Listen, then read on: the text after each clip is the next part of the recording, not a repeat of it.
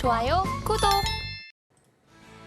삼성전기가 미국 자동차 기업에 카메라 모듈을 공급한다고 공시했습니다. 삼성전기의 납품 대상은 미국 전기차 기업 테슬라로 추정되고 있습니다.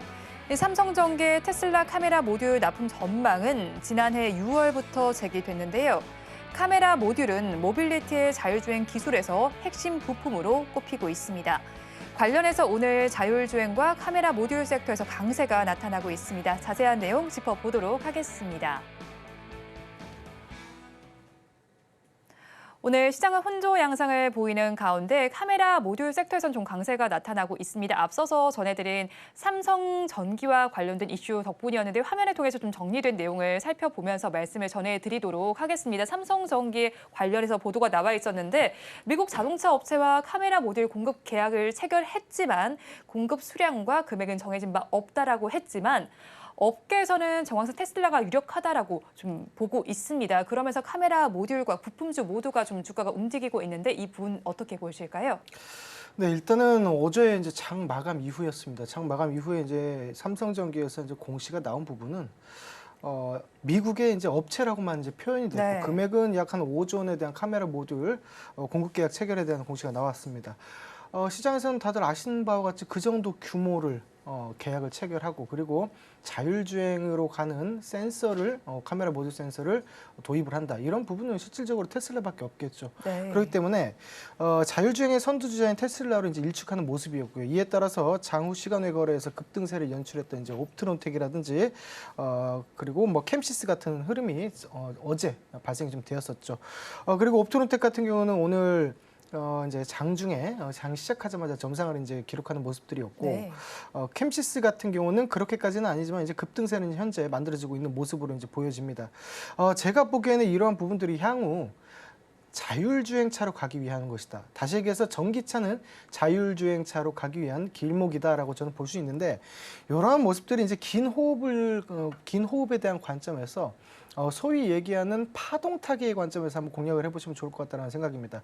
너무 단기적인 이슈거리보다는 하나의 파도 타듯이 상승세가 나왔을 때는 오히려 차익 실현 관점으로 들어가시고 그리고 눌림의 관점에서는 내렸을 때는 가격이 조정권에 왔을 때는 다시 한번 진입하는 형식으로 파동타기 관점에서 차익 매수와 차익 매도가 지속적으로 유효한 시점이다라고 말씀드릴 수 있겠습니다. 네, 뭐 자율주행으로 가기 위한 길목인 만큼 파도 타기 하는 관점으로 되게 좀 바라보면 좋겠네요. 그런데 또 삼성전기의 경우에는 지금 MLCC 부문에서도 좀 두각을 보이고 있는 것 같아요. 네. 삼성전기 장덕현 사장이 이제 삼성전기는 자동차 부품 회사라고 생각해야 된다라고 밝히기도 했습니다. 그래서 오늘 주가를 좀 살펴보니까 지금 음봉으로 전환돼 있기는 하지만 2%대 강세를 보이고 있긴 하거든요. 그러면 이 시점에서 저희가 삼성전기는 어떻게 바라봐야 할까요? 일단은 펀더멘털 측으로 향후 부각받을 수 있을 것인지 좀 먼저 파악을 좀 했으면 좋겠고 주가에 대해서도 당연히 파악을 해야 되겠다라는 생각입니다. 단기적으로 봤을 때는 이제 삼성전기 같은 경우는 오늘 세론 뉴스라고 표현을 좀 하고 싶은데 호재거리 뉴스가 나왔을 때 그 차익에 대해서 매도에 대한 물량이 좀 나온 것이다라고 보여집니다.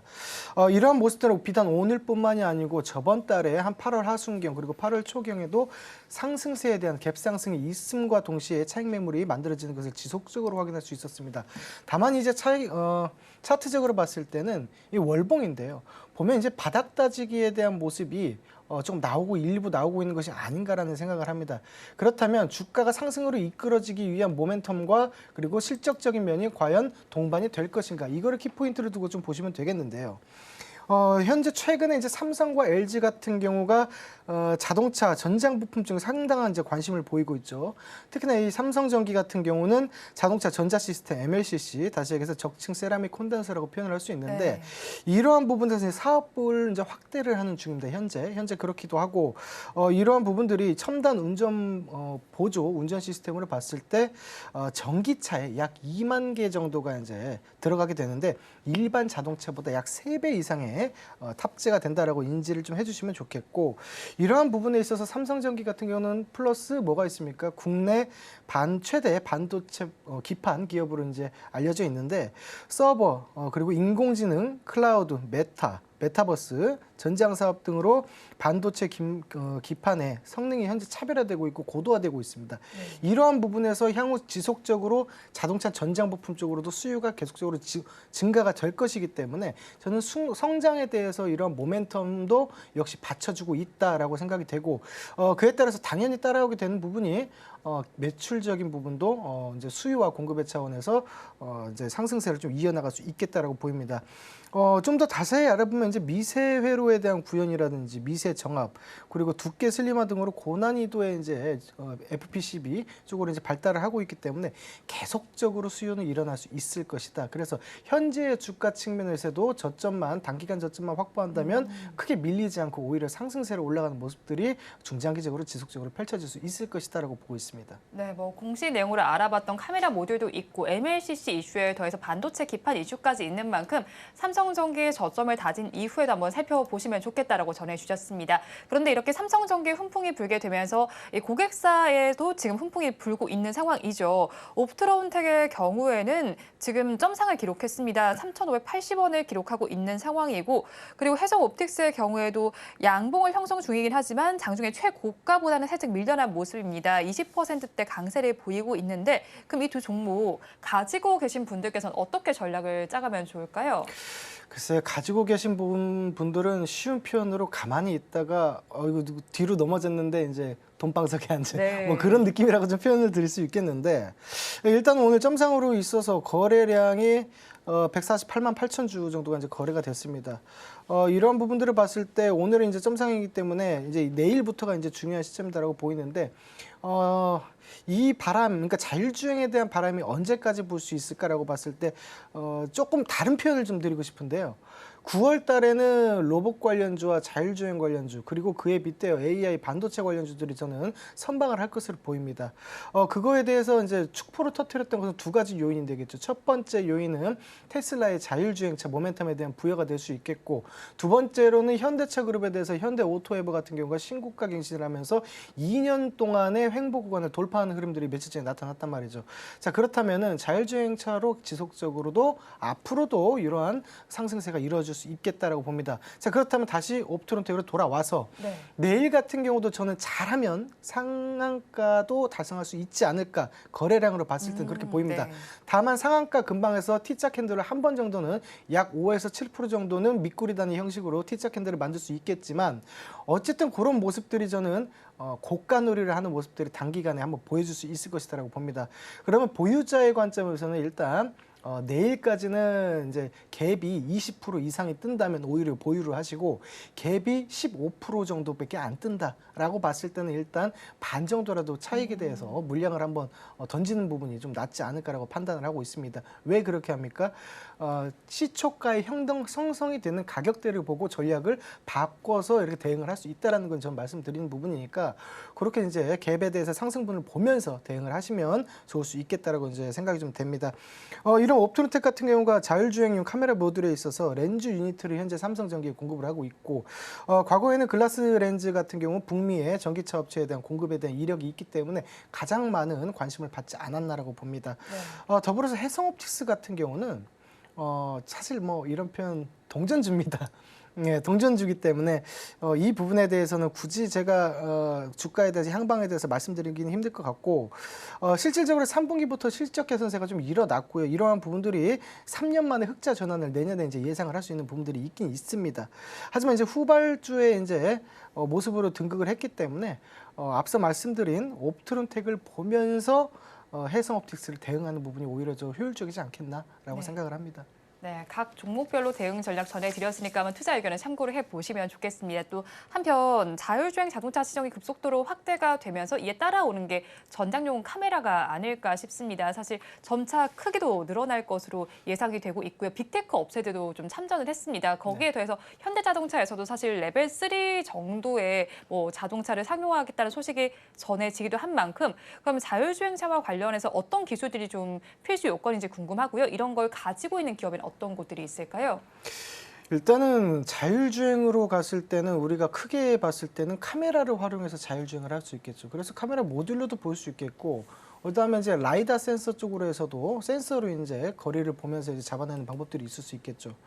근데 오늘 같은 경우는 제가 봤을 때는 앞으로에 대한 모습은 일단 그 자율주행차에 대한 구간, 레벨 구간 자체가 0단계에서 5단계까지 총 6단계로 이제 나눌 수 있는데 레벨 2단계까지는 이제 보조 시스템으로 인식을 해주시면 됩니다. 앞차와의 차선 거리 그리고 차량이 차로를 이탈하는지 여부 보조 주행에 대해서 이제 모습이 있었다면 레벨 3부터가 이제 자율주행으로 이제 생각이 포함이 좀 될 수 있는데 운전의 주도권이 레벨 3부터는 이제 시스템 소프트웨어 쪽으로 넘어가게 됩니다. 그리고 그러한 부분들이 운전자가 도움을 요청했을 때 시스템이 운전자에게 도움을 요청했을 때만 운전자가 개입을 하는 그러한 단계고 넘어가다 보면 이제 레벨 5단계 같은 경우는 완전 자율행이다 이렇게 볼 수 있겠죠.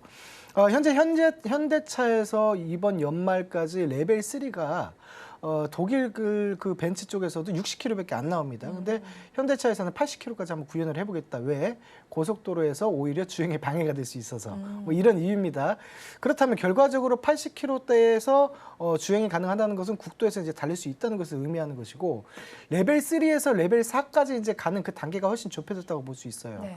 그렇다면은 레벨 4 같은 경우는 시스템 자체적으로 비상시에 이제 자유롭게 이제 시스템이 대처를 하는 국면까지 들어오게 되는데 저는 이제 3에서 4로 넘어가는 그 단계에서 이제 4 업체에 대해서 한번 찾아봐야 되지 않겠나라고 이제 생각이 좀 되는데요.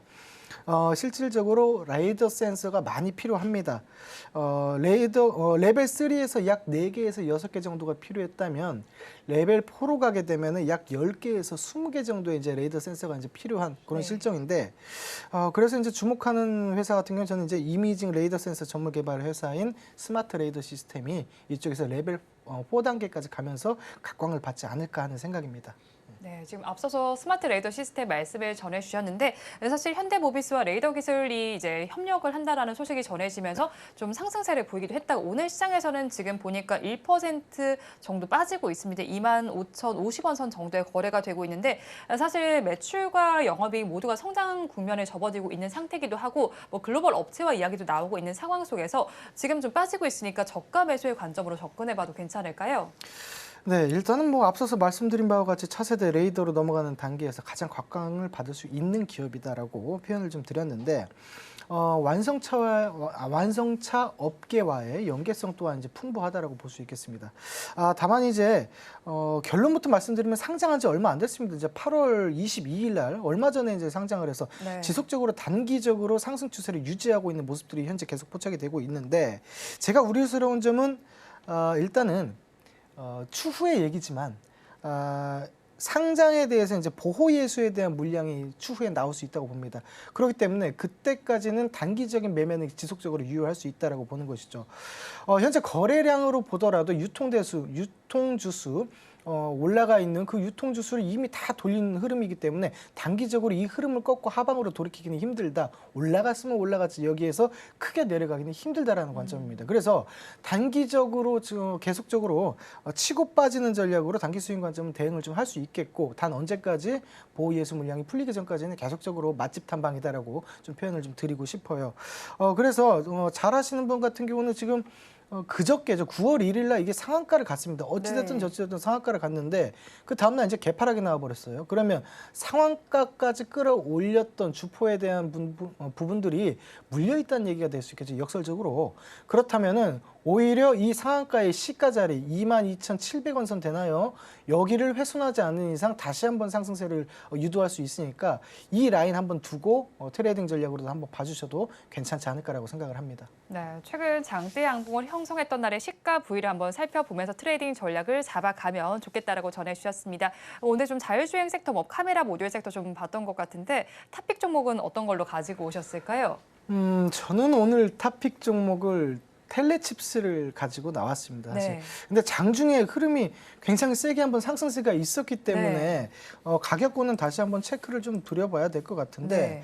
저 그 이전에 이제 간단한 코멘트를 드리면 텔레칩스 같은 경우는 그냥 차량 내 멀티 모듈을 이제 공급을 하고 있고 그다음에 팹리스 반도체 기업이다라고 이제 보시면 됩니다. 비디오 코덱 IP 개발 그리고 라이센싱 사업을 하고 있다 이거죠. 결국 다시 얘기해서 AI 반도체 쪽으로도 포함이 될 수 있고 더불어 차량용 자율주행 반도체 쪽으로도 편입이 좀 될 수 있는 그런 부분이다라고 볼 수 있는 거죠. 단기적으로 봤을 때 지금 현재가가 25,350원, 400원 왔다 갔다 하고 있는데 약 한 25,000원권에서 진입이 단기적으로 진입이 가능하다라고 볼 수 있겠고 손절가는 짧게 24,000원 정도를 잡아보셔도 무방하겠다라고 보입니다. 단기적으로 이제 목표가는 역사적 신고가를 갱신하는 와중에 3만 원까지도 터치가 이제 가능하다는 점 착안해 주셔서 공략을 한번 해보셨으면 좋겠습니다.